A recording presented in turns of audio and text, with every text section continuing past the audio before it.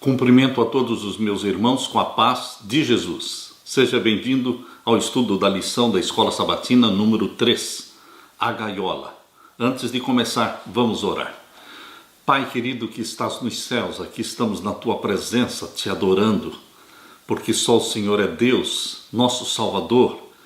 Derrama sobre mim e os meus irmãos o Espírito Santo, que ao abrirmos a Tua palavra, o Senhor nos ajude a entender a lição que o Senhor tem para nós nesta lição, Pai. Que o Senhor nos eduque, que o Senhor nos corrija, que o Senhor nos transforme, que o Senhor nos purifique, que o Senhor nos faça mais semelhantes ao Teu Filho Jesus.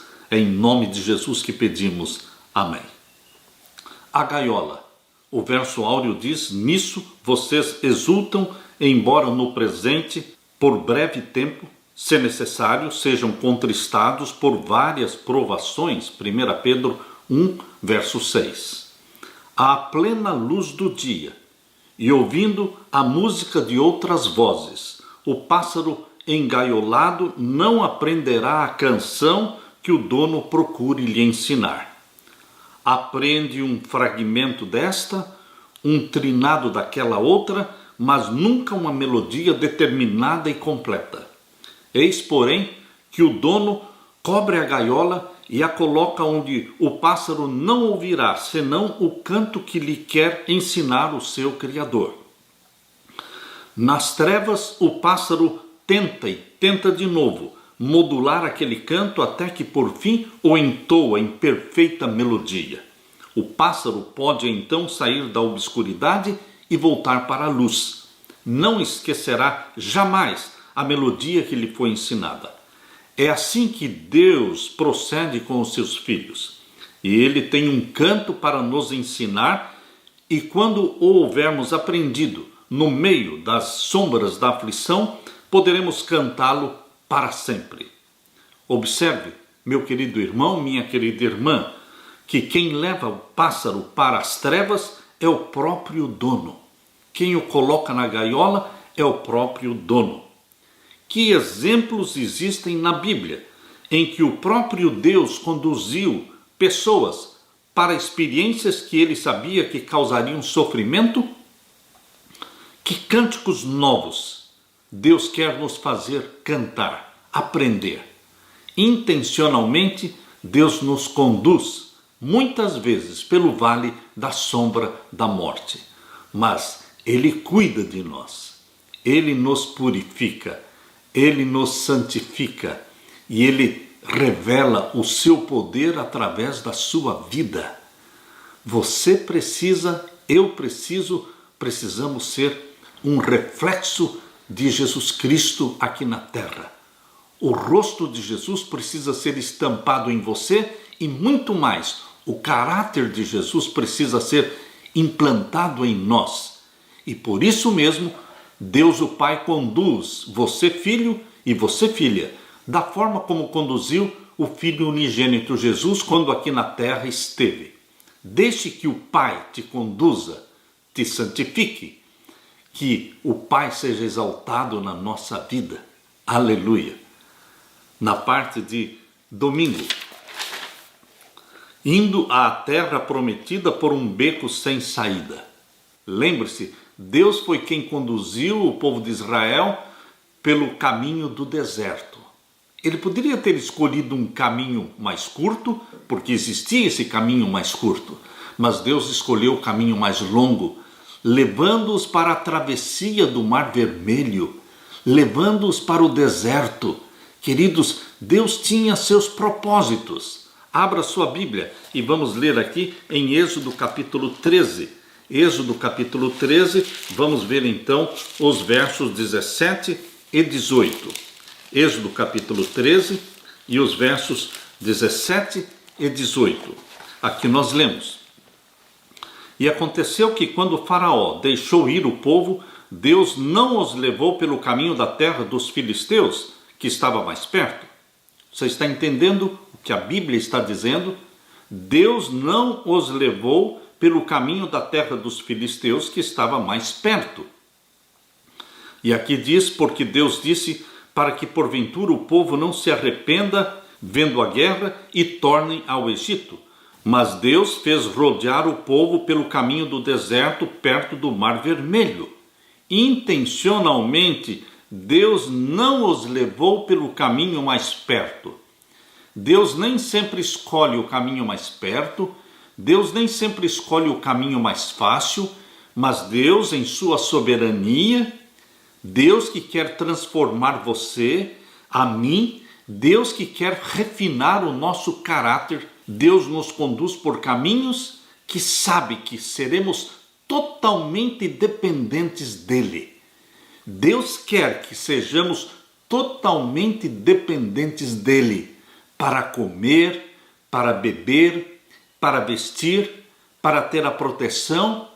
A ovelha precisa estar totalmente aos cuidados do pastor. Queridos, a ovelha é o animal mais indefeso que existe na face da terra. Ela precisa do pastor para tudo. Assim sou eu, assim é você. Nós somos ovelhinhas de Jesus e nós precisamos depender do nosso pastor para tudo.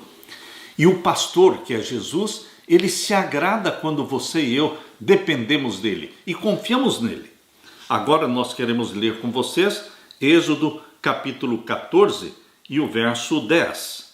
Aqui nós lemos: E chegando Faraó, os filhos de Israel levantaram seus olhos, e eis que os egípcios vinham atrás deles, e temeram muito. Então os filhos de Israel clamaram ao Senhor. Queridos, você já foi vítima de uma armação, conduzido a uma armadilha ou a um beco sem saída? Em alguns casos, pode ser bom, como adentrar inesperadamente numa sala onde amigos o aguardam e todos gritam: surpresa, parabéns para você, feliz aniversário. Outras vezes, a surpresa pode ser um choque. Talvez você tenha sido vítima de bullying na época da sua escola ou no seu trabalho. Do dia em que os israelitas deixaram o Egito até chegarem à terra prometida, o Senhor ia diante deles durante o dia numa coluna de nuvem para os guiar pelo caminho, e durante a noite numa coluna de fogo para os iluminar, a fim de que caminhassem de dia e de noite, conforme diz em Êxodo capítulo 13 e o verso 21. Cada parte da jornada foi conduzida por Deus, mas olhe para onde ele os levou primeiro: ao lugar em que o mar estava diante deles, a um beco sem saída. Atrás estava o exército egípcio, na frente estava o Mar Vermelho. Havia montanhas dos lados de um e do outro lado, e o exército do faraó vinha logo atrás deles. Eles não tinham saída, unicamente Deus. Você já se viu numa situação assim? Que para trás, ou para frente, ou para os lados não existia nenhuma saída? Que a única saída seria olhar para cima e pedir socorro que viesse do céu, socorro do nosso Pai Celestial? Queridos, Deus colocou o povo de Israel num beco sem saída intencionalmente para prová-los, para purificá-los, para ensiná-los a confiar nele. Deus quer que aprendamos a confiar nele. E aqui em Êxodo capítulo 14, abra sua Bíblia e continuemos a leitura de Êxodo capítulo 14. Aqui diz Êxodo 14, verso 13. Moisés, porém, disse ao povo: não temais, estai quietos e vede o livramento do Senhor que hoje vos fará, porque os egípcios que hoje vistes nunca mais vereis para sempre. O Senhor pelejará por vós e vos calareis. Queridos, Moisés apaziguou, Moisés tranquilizou o povo, dizendo: não tenham medo. Vocês estão vendo este exército egípcio, vocês nunca mais os verão, porque eles serão destruídos. Aqui diz: nunca mais vereis para sempre. O Senhor pelejará por vós. Moisés falou pela fé.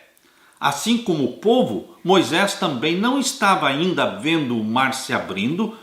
Moisés ainda não tinha visto a solução de Deus para este beco sem saída, mas pela fé Moisés afirmou que Deus pelejaria por eles, que Deus os livraria.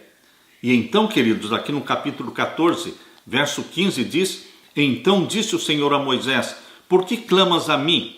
Dize aos filhos de Israel que marchem. Primeiro Moisés tranquilizou o povo dizendo: não tenham medo, Deus pelejará, Deus os livrará. Depois Deus disse para Moisés: diga para o povo que marche. E o verso 16: e tu levanta a tua vara e estende a tua mão sobre o mar e fende-o, para que os filhos de Israel passem pelo meio do mar seco. Queridos, agora Deus revelou o plano para Moisés. Mas Moisés já tinha, pela fé, dado a certeza para o povo de que Deus os livraria. E aqui diz o verso 18: e os egípcios saberão que eu sou o Senhor quando for glorificado em Faraó, nos seus carros e nos seus cavaleiros. E o anjo de Deus que ia diante do exército de Israel se retirou e ia atrás deles. Também a coluna de nuvem se retirou de diante deles e se pôs atrás deles. E ia entre o campo dos egípcios e o campo de Israel. E a nuvem era a escuridade para aqueles, e para eles esclarecia a noite, de maneira que em toda a noite não chegou um ao outro. Verso 21. Então Moisés estendeu a sua mão sobre o mar, e o Senhor fez retirar o mar por um forte vento oriental toda aquela noite. E o mar tornou-se em seco, e as águas foram partidas. E os filhos de Israel entraram pelo meio do mar em seco, e as águas foram-lhe como um muro à sua direita e à sua esquerda. Queridos, Deus fez o milagre, porque Moisés creu em Deus. E Moisés também colocou na mente do povo a mesma confiança, o mesmo espírito de confiança. Nas dificuldades, a chave para saber se estamos seguindo a Deus não é necessariamente a ausência de provações. A ausência de provações não quer dizer necessariamente que você está andando com Deus, mas estar aberto é o que nós precisamos estar, abertos à instrução divina, em submissão contínua ao nosso Pai, ao nosso líder, ao nosso querido Jesus. Queridos, aqui em Êxodo 14, verso 31, nós lemos: e viu Israel a grande mão que o Senhor mostrara aos egípcios, e temeu o povo ao Senhor, e creram no Senhor e em Moisés, o seu servo. Aqui em Êxodo, capítulo 14, verso 27, nós lemos: então Moisés estendeu a sua mão sobre o mar, e o mar retomou a sua força ao amanhecer, e os egípcios fugiram ao seu encontro, e o Senhor derribou os egípcios no meio do mar, porque as águas, tornando, cobriram os carros e os cavaleiros de todo o exército de Faraó, que os haviam seguido no mar, nem ainda um deles ficou. Mas os filhos de Israel foram pelo meio do mar seco, e as águas foram-lhes como um muro à sua mão direita e à sua esquerda. Assim o Senhor salvou Israel naquele dia da mão dos egípcios, e Israel viu os egípcios mortos na praia do mar. Israel viu o milagre do mar se abrir, o milagre de passarem no mar seco, o milagre das águas cobrirem o exército egípcio, de destruir os inimigos de Deus. E eles viram pelo amanhecer do dia os egípcios mortos na praia do mar. Queridos, Deus, de uma forma poderosa, majestosa, mostrou que Ele é Deus. Lembre-se, este Deus de Israel, este Deus que fez os milagres em abrir o mar vermelho, Ele existe, Ele é o mesmo hoje, eternamente. Ele quer também fazer milagres na sua vida. Por isso, Deus permite que às vezes entremos num beco sem saída, para aprendermos a confiar nele, dependermos dele. E viu Israel a grande mão que o Senhor mostrara aos egípcios, e temeu o povo ao Senhor, e creram no Senhor e em Moisés, o seu servo. Eles viram os milagres, por isso eles creram. Mas, queridos, melhor do que esperar ver para depois crer, Jesus disse, melhor é primeiro crer para depois ver. Você precisa crer em Deus para ver os milagres de Deus. Jesus disse aqui em João, abra sua Bíblia, em João capítulo 20 e o verso 29. O Evangelho de João, capítulo 20 e o verso 29. Aqui nós lemos. Verso 28. Tomé respondeu e disse-lhe, Senhor meu e Deus meu. Tomé era incrédulo. Ele não estava crendo que Jesus Cristo tinha de fato ressuscitado. Ele não estava com os discípulos na primeira aparição de Jesus. Então ele descreu.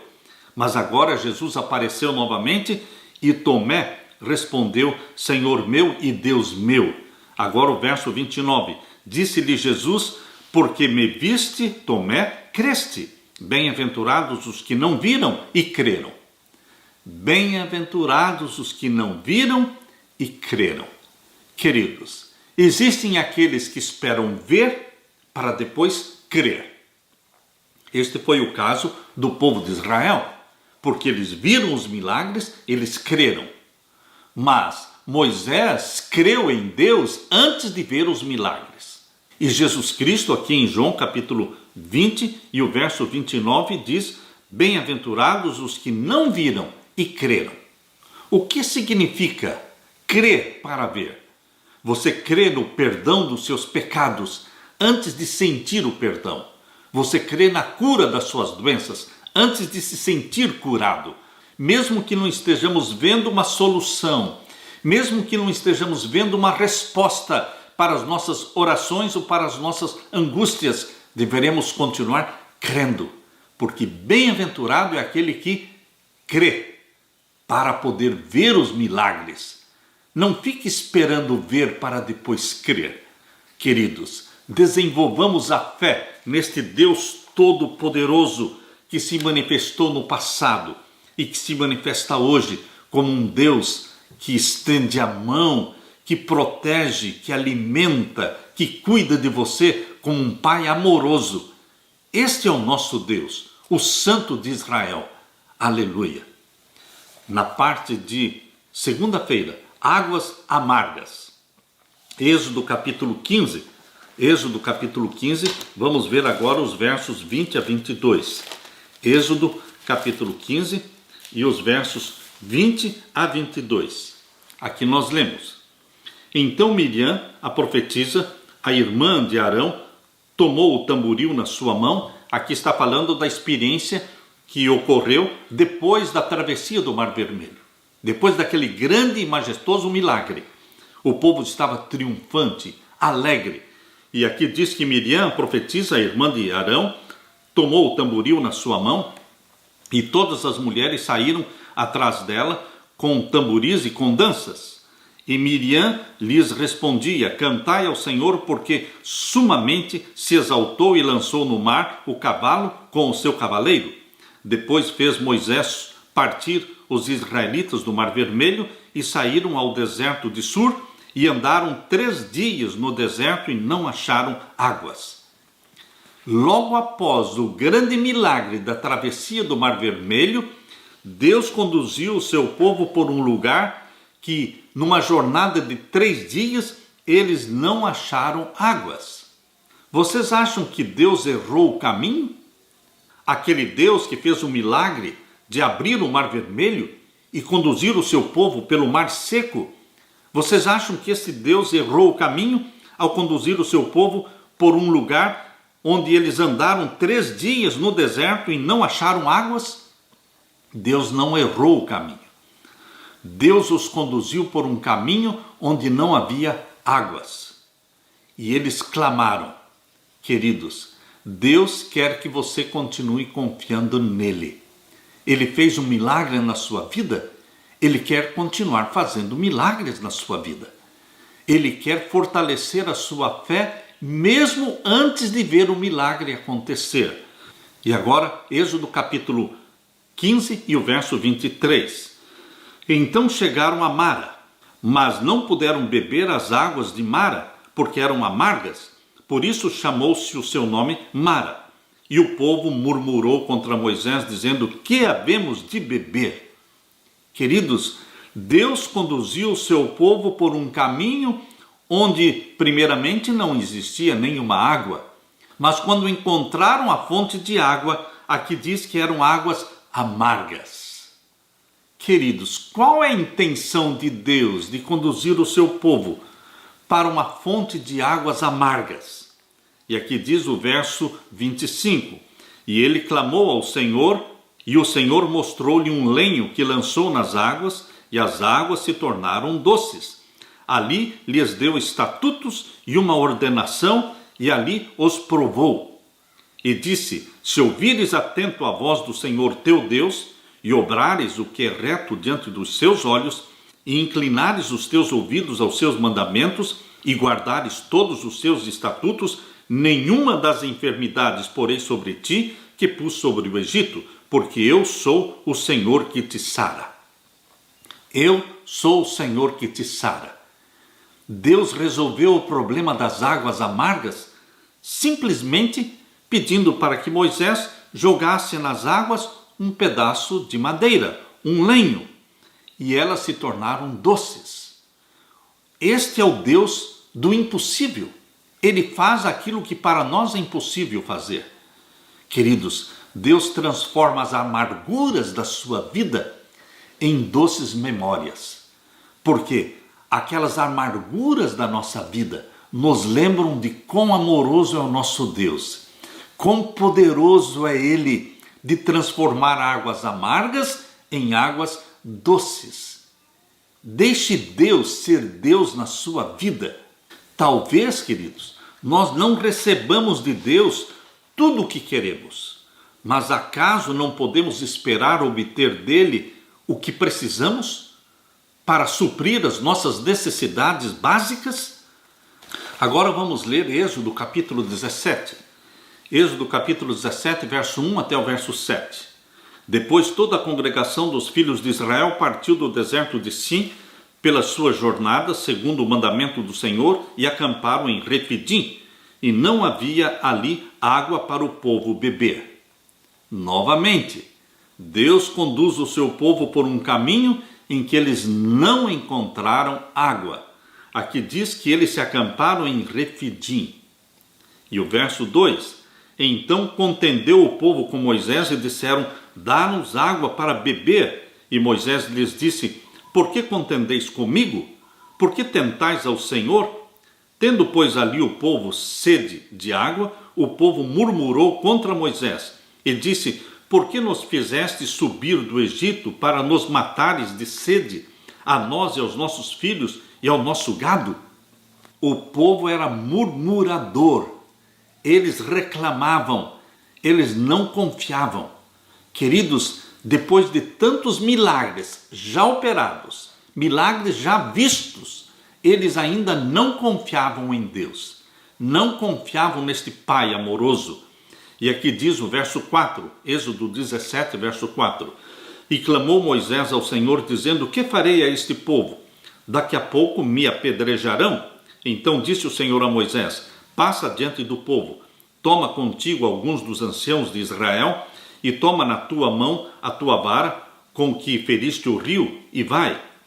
Eis que eu estarei ali diante de ti sobre a rocha, em Horebe, e tu ferirás a rocha, e dela sairão águas, e o povo beberá. E Moisés assim o fez, diante dos olhos dos anciãos de Israel, e chamou o nome daquele lugar Massá e Meribá, por causa da contenda dos filhos de Israel, e porque tentaram ao Senhor, dizendo: está o Senhor no meio de nós ou não? Queridos, desta vez a água foi provida através de uma rocha. Deus pediu para que Moisés tocasse com a sua vara na rocha, e dali jorrou água para o povo beber. O Deus que transformou as águas amargas em doce, este Deus agora fez água sair da rocha. Queridos, esse é o nosso Deus. Ele quer que aprendamos a confiar nele, dependamos dele, para beber a nossa água, para comer o nosso pão, para ter a nossa roupa, para ter a proteção. Queridos, em tudo Deus quer que dependamos dele. Confie no Senhor e deixe que Deus seja Deus na sua vida, que Ele faça os milagres e que aprendamos a crer antes de ver.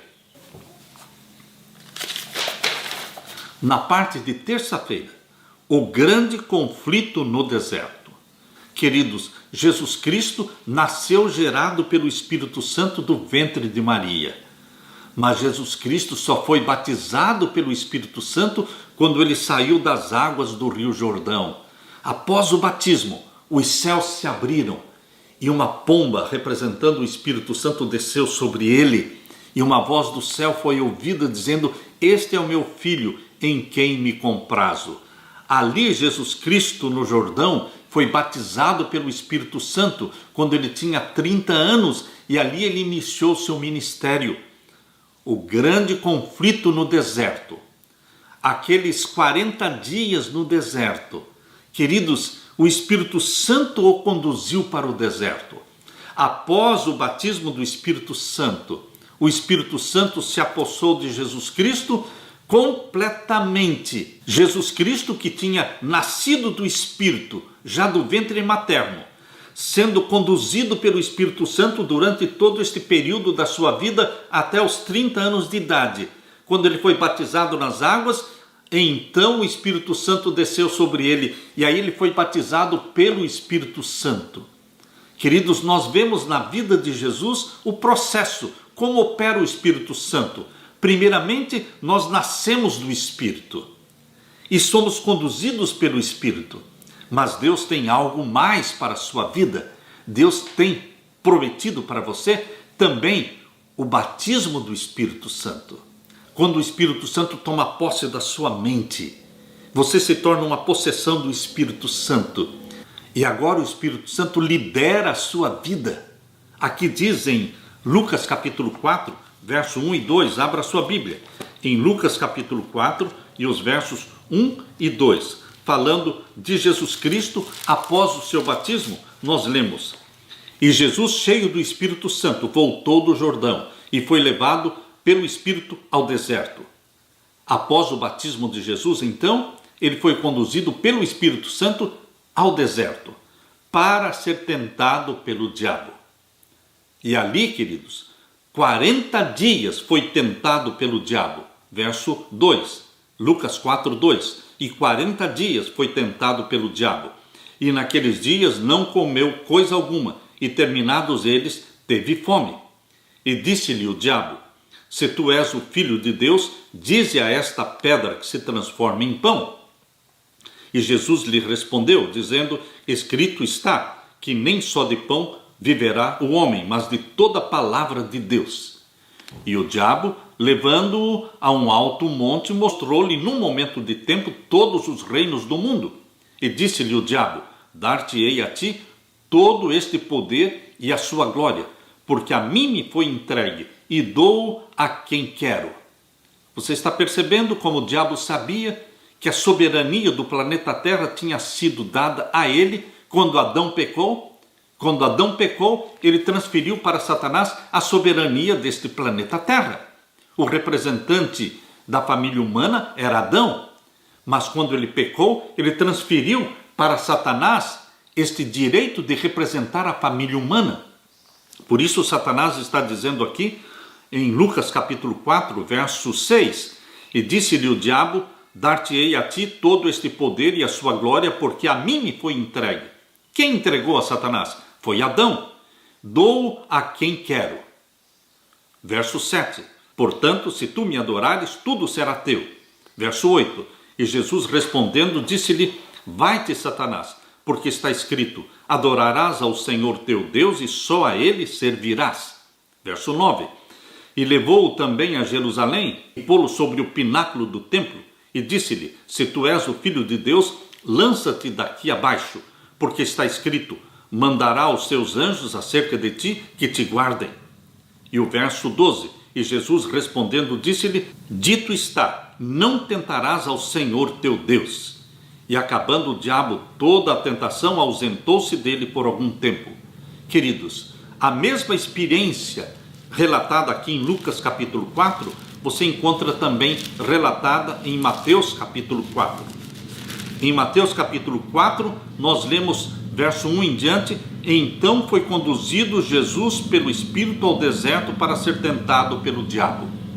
Depois do batismo de Jesus, no capítulo 3, versos 13 a 17, depois de Jesus batizado nas águas e então batizado pelo Espírito Santo, o capítulo 4, verso 1 diz: o Espírito Santo o conduziu ao deserto para ser tentado pelo diabo.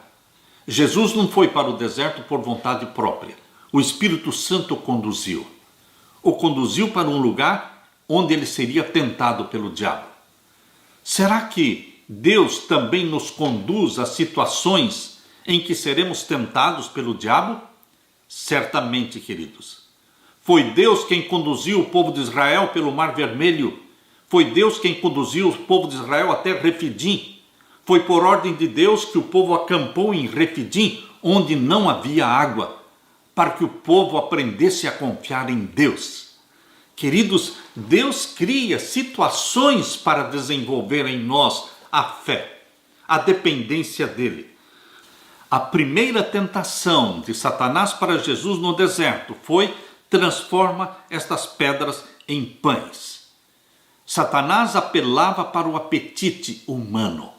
Adão caiu, Adão pecou por falta do domínio do apetite. Tanto Eva como Adão comeram do fruto proibido quando não precisariam comer. Nós precisamos vencer o poder do apetite.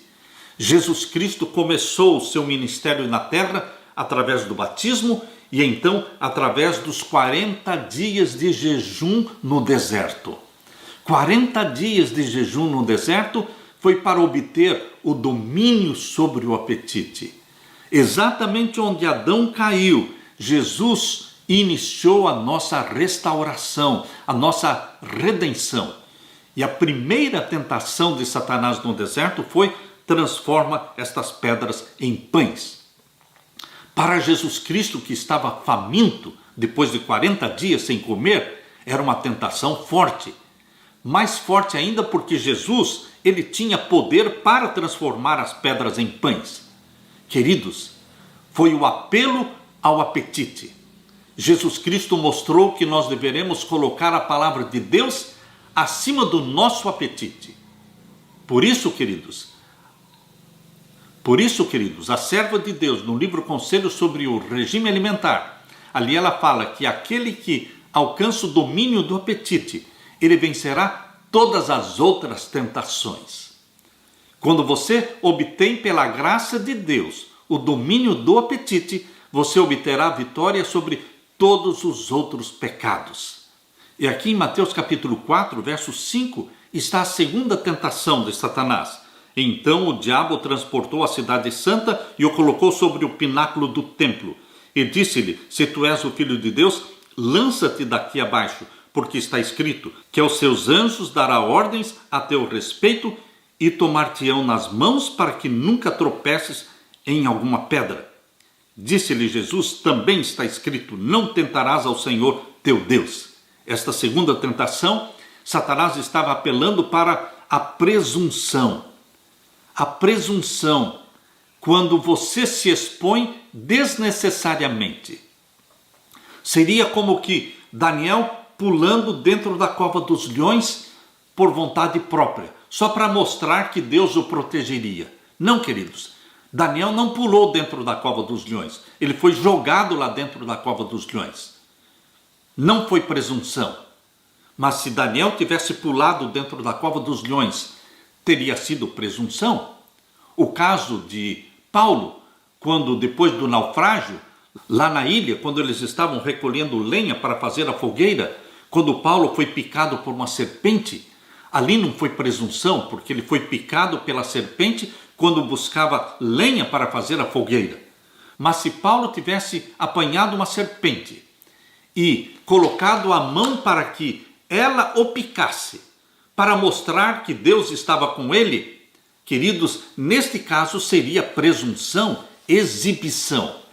Nós deveremos ter muito cuidado para não confundir fé com presunção. Fé é agir sob a palavra de Deus. Se Deus me manda ir, eu vou. Se Deus manda eu parar, eu paro. Fé é dependência e confiança e obediência a Deus, na palavra que saiu da boca de Deus. Mas não é fé quando nós mesmos nos expomos ao pecado, fazendo aquilo que Deus não pediu para que façamos. Por isso, Satanás pediu para Jesus se lançar lá do alto do templo. E se Jesus tivesse atendido o pedido de Satanás, ele estaria agindo por presunção e não por fé. A terceira tentação aqui, em Mateus capítulo 4, queridos, nós encontramos aqui no verso 8. Novamente o transportou o diabo a um monte muito alto e mostrou-lhe todos os reinos do mundo e a glória deles. E disse-lhe, tudo isso te darei, se prostrado me adorares. Queridos, aqui Satanás estava apelando para o amor ao mundo. Satanás iniciou a tentação pelo apetite, depois veio o apelo para a presunção, exibição, e finalmente Satanás falou sobre o amor ao mundo. Queridos, Deus quer fazer você vitorioso sobre o apetite. Deus quer fortalecer em você e em mim a fé, não a presunção, mas a fé. A firme confiança na palavra que sai da boca de Deus. Obediência a Deus. E Deus quer arrancar de nós o amor ao mundo, o amor às riquezas do mundo, às posses do mundo. Deus quer dar a vitória para você, como deu a vitória também para Jesus Cristo no deserto. Quando Jesus venceu no deserto, ele venceu não porque ele era Deus, mas ele era um homem vivendo na dependência de Deus. Sendo filho de Deus, Jesus era Deus, mas ele não usava os seus poderes divinos. Ele vivia na dependência do Pai, assim como todos os homens e todas as mulheres devemos viver na dependência de Deus. Assim como Jesus venceu o apetite, venceu a presunção, venceu o amor ao mundo e às coisas do mundo, você e eu também podemos ser vitoriosos, porque Deus nos dá esta mente vitoriosa de Jesus Cristo. E você pode dizer, tudo posso em Cristo que me fortalece. Aleluia! Na parte de quarta-feira, um legado duradouro. Abra sua Bíblia agora na primeira carta de Pedro, capítulo 1, e os versos 6 e 7.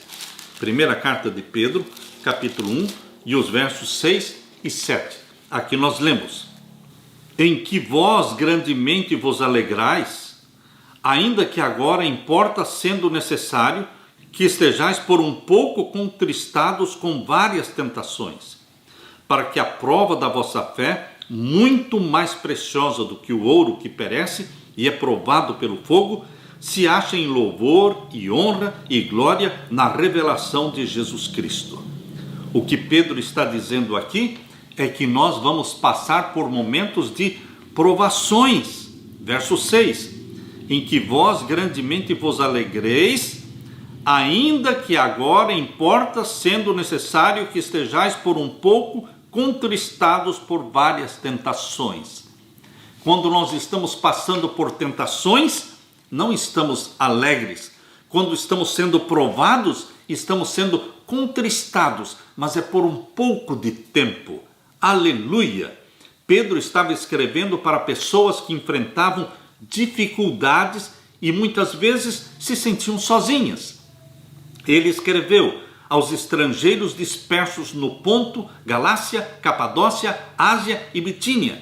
Ele estava escrevendo para o povo de Deus espalhado por toda esta região, conforme diz em 1 Pedro capítulo 1 e o verso 1. Queridos, essa é a região que conhecemos atualmente como Turquia Ocidental. O povo de Deus se espalhou por todas as terras. Ser cristão, naquela época, era algo novo. Havia poucos crentes espalhados por vários lugares em que eram a minoria e muitas vezes eram mal interpretados, na melhor das hipóteses, e na pior eles eram perseguidos. Vamos ler agora 1 Pedro capítulo 1 e o verso 8 e 9. Ao qual não o havendo visto amais, no qual não o vendo agora, mas crendo, vos alegrais com gozo inefável e glorioso. Verso 9. alcançando o fim da vossa fé, a salvação das almas. Por que Deus permite a provação na sua vida e na minha vida? Para alcançarmos a salvação, para desenvolvermos a fé. Aqui diz, queridos, no verso 7, para que a prova da vossa fé, existe a prova da nossa fé, a prova da minha fé, não tem como escapar disso. Deus permitirá que a nossa fé seja provada. Verso 7, estou lendo, 1 Pedro 1,7, para que a prova da vossa fé, muito mais preciosa do que o ouro que perece e é provado pelo fogo. Em outras palavras, assim como o ouro é provado no fogo, a nossa fé também será provada no fogo. Para quê? Se achem louvor e honra e glória na revelação de Jesus Cristo. Deus quer que cresçamos no louvor, na honra, na glória, até que Jesus Cristo volte. Até que haja a revelação de Jesus Cristo em glória e majestade. Jesus Cristo, diz o verso 8, ao qual, não o havendo visto, nós não vimos pessoalmente a Jesus, mas nós o amamos. A qual, não o havendo visto, amais. Não o vimos, mas nós o amamos. No qual, não o vendo agora, mas crendo. Não estamos vendo Jesus pessoalmente agora, mas cremos nele. E porque cremos, um dia nós o veremos. Aleluia! Bem-aventurado aquele que não viu, mas creu. Não o vendo agora, mas crendo. Vos alegrais com gozo inefável e glorioso. Pela fé nós estamos vendo o invisível. Pela fé nós amamos e vemos aquele que morreu por nós na cruz. Aquele que ressuscitou e que subiu ao céu e que vai voltar. A prova da nossa fé, diz o verso 9, alcançando o fim da vossa fé. Qual é a finalidade? Qual é o alvo final de Deus em toda esta experiência de provações?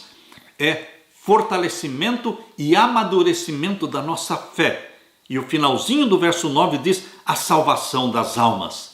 Deus quer a nossa salvação a qualquer custo. E queridos, esse é o objetivo final das provações, a nossa salvação.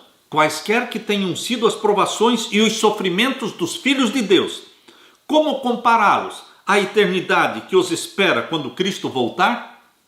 As palavras de Pedro para eles são as palavras de Deus para nós. Independentemente do que estejamos enfrentando hoje, por mais difíceis ou dolorosas que sejam nossas provações, nunca devemos perder de vista o fim último, a vida eterna, em um novo céu, em uma nova terra, sem dor, sem sofrimento e nem morte. Com essa promessa diante de nós, que nos foi garantida mediante a morte de Jesus, é importante que não percamos a fé. Em vez disso, em meio às provações, peçamos que o Senhor nos livre de tudo que prejudique a nossa fé. Deus quer fortalecer a sua fé. Deus quer amadurecer a nossa fé. Deus quer nos conduzir à salvação, à glorificação na volta de Jesus Cristo. Queridos, provados como o ouro é provado no fogo, mas o ouro do caráter de Jesus Cristo será revelado em você. O ouro do caráter de Jesus Cristo. Deus implanta a mente de Jesus em você. Deus nos conduz para o Refidim, a experiência do Refidim, onde não havia água, e o povo teve que aprender a depender de Deus para beber da água que saiu da rocha. Deus quer que aprendamos a confiar nele. A experiência do Refidim é a experiência do povo de Deus hoje. A história se repete, mas não vamos ser incrédulos como foi o povo de Israel. Não, queridos. A experiência do povo de Israel lá em Refidim é para que você e eu não sejamos incrédulos. Vamos confiar nesse Pai amoroso, não vendo, mas crendo. Não vendo, mas amando, porque Ele está todo o tempo ao nosso redor, cuidando de nós. Aquela nuvem que conduzia o povo de Israel durante o dia, era Deus que estava ali. Aquela coluna de fogo à noite era Deus que estava ali. Eles não estavam vendo Deus, mas Deus estava oculto na nuvem, Deus estava oculto na coluna de fogo. Deus está em volta de você, meu querido irmão, todo o tempo cuidando de você, porque Ele é um Pai amoroso. E você é filho, você é filha de Deus, gerados pelo Espírito Santo. Vocês são a menina dos olhos de Deus. Creia nisso. Aleluia. Na parte de quinta-feira, provação pelo fogo. Será que não existe alguma forma de sermos provados sem passar pelo fogo? Queridos, a provação é a escola das aflições pela qual todos os filhos e filhas de Deus devem passar. Passar pelo fogo não foi somente uma experiência daqueles 3 amigos de Daniel lá em Babilônia. Não, queridos. Passar pelo fogo não foi uma experiência somente dos mártires durante a Idade Média. Todos nós teremos que passar pela experiência da fornalha das aflições. Deus permite para nos purificar. Na 3ª década do século XVIII, George Frederick Handel, que viveu entre 1685 a 1759, Handel era um compositor talentoso, tendo escrito vários gêneros musicais. Como Handel escreveu principalmente músicas não religiosas, muitos na igreja da Inglaterra o viam como um compositor secular, o que gerou tensões entre ele e a igreja. No entanto, Handel sempre teve sede de Deus. Em abril de 1737, ele sofreu um derrame ou alguma doença psicológica. Embora tenha se recuperado, ele logo caiu em uma crise financeira, uma crise relacional e espiritual. Em conflito com a igreja e com muitos outros da corte e com outros músicos, Handel pensou que fosse desmoronar. Em 8 de abril de 1741, Handel deu o que julgou o seu último concerto quando ele tinha apenas 56 anos de idade. Então ele se aposentou da vida pública. Porém, Handel estava procurando uma nova música e logo a encontrou. Um amigo chamado Charles Jennings compartilhou com ele um livreto em que focalizava a vida de Cristo, contendo 3 partes. A primeira parte era profecia sobre a vinda do Messias, e a segunda parte, a primeira vinda do Messias e suas paixões, e a terceira parte, glória futura da segunda vinda de Jesus Cristo. Queridos, logo depois que ele recebeu deste amigo este livreto, contendo a vida de Jesus Cristo em 3 fases, um convite de Dublin, lá na Irlanda, veio até Handel. Este convite era para que Handel compusesse algo para um concerto beneficente, para ajudar muitas pessoas necessitadas. Handel estava tão absorto na redação do seu novo trabalho, da sua nova composição, o Messias, que ele escreveu as 3 partes, com cerca de 260 páginas, em somente 24 dias. Durante estes 24 dias, Handel não saiu do seu apartamento e mal tocava na comida que preparavam para ele. Às vezes, durante a composição, Handel chorava com os textos bíblicos que incluía ou com a glória que via em Jesus. Quando a nova música O Messias foi apresentada no concerto beneficente em Dublin, arrecadou 400 libras, o que resultou na libertação de 142 homens presos por dívidas. Mas também libertou Handel do crisol espiritual e tem abençoado milhares de pessoas em todo o mundo desde então.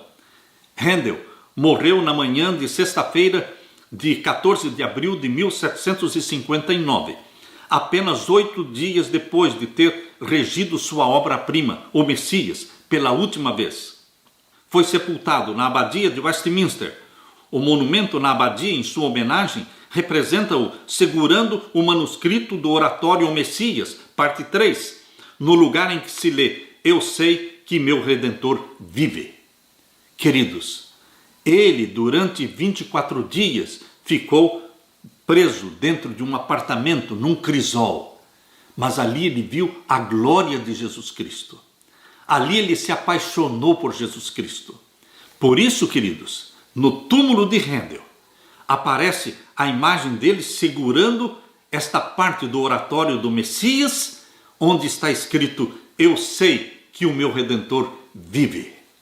Queridos, nós precisamos também desenvolver esta mesma paixão por Jesus Cristo. Nosso Redentor vive. Não fosse a profunda crise porque passou Handel, o mundo jamais teria desfrutado do maior oratório já conhecido, o Messias. Foi a humildade de Handel diante de Deus, foi sua busca pela salvação em meio à angústia e seu espírito implacável para avançar na adversidade que o ajudaram a se levantar novamente e cantar uma nova canção. Deus, assim como faz o Criador de pássaros, está nos colocando muitas vezes dentro de uma gaiola escura, para aprendermos a cantar o cântico de Moisés e do Cordeiro, o cântico da vitória sobre o pecado. Deus quer que você e eu aprendamos a confiar nele. Deus quer colocar nos seus lábios o cântico da vitória. Abra sua Bíblia em Apocalipse capítulo 15. Aqui em Apocalipse capítulo 15, verso 2, nós lemos: e vi como um mar de vidro misturado com fogo, e também os que saíram vitoriosos da besta e da sua imagem, e do seu sinal, e do número do seu nome, que estavam junto ao mar de vidro, e tinham as harpas de Deus, e cantavam o cântico de Moisés, servo de Deus, e o cântico do Cordeiro, dizendo: grandes e maravilhosas são as tuas obras, Senhor Deus Todo-Poderoso, justos e verdadeiros são os teus caminhos, ó Rei dos santos. Quem não temerá, ó Senhor, e não magnificará o teu nome, porque só tu és santo. Por isso todas as nações virão e se prostrarão diante de ti, porque os teus juízos são manifestos. Queridos, Deus quer ensinar para você e para mim o cântico de Moisés e do Cordeiro. É o cântico da vitória sobre o pecado. E para que aprendamos este cântico, nós temos que passar pela fornalha. Nós temos que passar pelas provações. O caminho pelo qual Deus nos conduz não é sempre de verdes pastos e de águas tranquilas. Não, queridos. Conquanto seja árduo o caminho, nesta meditação matinal, Cristo triunfante, na página 112, nós lemos: conquanto seja árduo o caminho, devemos exercer fé implícita no poder do Senhor para nos guiar.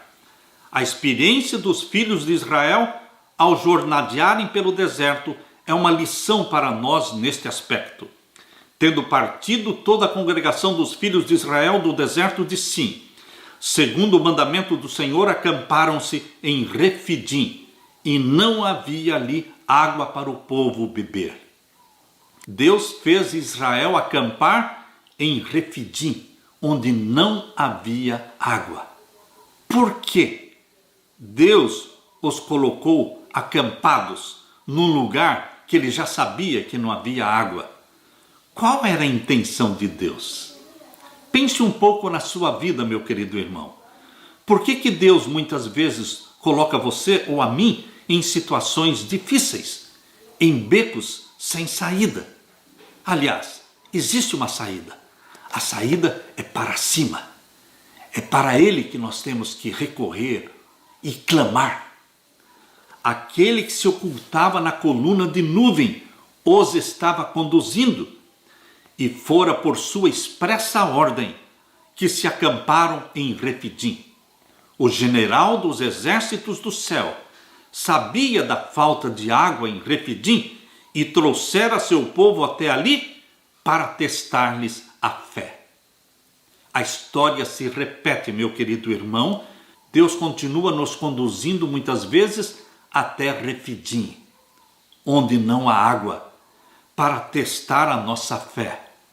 Hoje muitos pensam que ao iniciar a sua vida cristã estarão livres de todas as necessidades e dificuldades, mas todos os que tomam sua cruz e seguem a Cristo chegam a um refidim em sua experiência.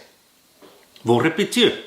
Todos os que tomam sua cruz e seguem a Cristo chegam a um refidim em sua experiência. A vida não é feita só de verdes pastos e águas tranquilas. Repito, a vida não é feita só de verdes pastos e águas tranquilas. O desapontamento nos sobrevém, chegam as privações, ocorrem circunstâncias que nos levam a lugares difíceis. Ao seguirmos pelo caminho estreito, fazendo o que achamos ser o nosso melhor, descobrimos que aflitivas provas nos sobrevêm. Concluímos que estivemos andando por nossa própria sabedoria distantes de Deus. Opressos pela consciência, arrazoamos que, se tivéssemos andado com Deus, não teríamos sofrido tanto. Mas, queridos, é assim que Deus nos conduz. Na antiguidade, o Senhor conduziu seu povo a Refidim e pode decidir levar-nos também para lá. E, a fim de testar nossa fidelidade e lealdade para com Ele, em misericórdia para com você e comigo, Ele, nosso Deus, nem sempre nos coloca nos lugares mais fáceis, pois, se o fizesse, em nossa autossuficiência, nos esqueceríamos de que o Senhor é o nosso ajudador em tempos de necessidades. Queridos, aprendamos a confiar em Deus, mesmo quando as provações vêm. Aprendamos a confiar em Deus, mesmo que Ele nos conduza para o refidim. Os pastos nem sempre são verdes, e as águas nem sempre são tranquilas, mas o Senhor é o nosso pastor, mesmo quando andando pelo vale da sombra da morte. Nada nos faltará. Que Deus te conforte, que Deus te conduza, que Deus te abençoe e que Deus faça resplandecer o seu rosto sobre você. E que Deus te dê a paz que só meu Jesus Cristo tem para dar. Amém.